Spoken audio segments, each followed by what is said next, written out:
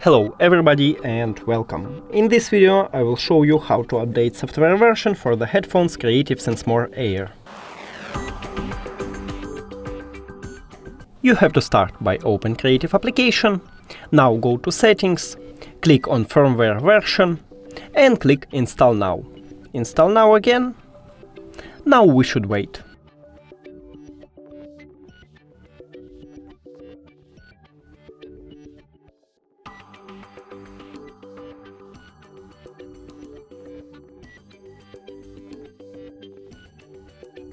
Now click OK, and we just did it. Thank you for watching this video. If you found it helpful, please consider subscribing to channel and leave the like on the video. It's really important to us. See you later!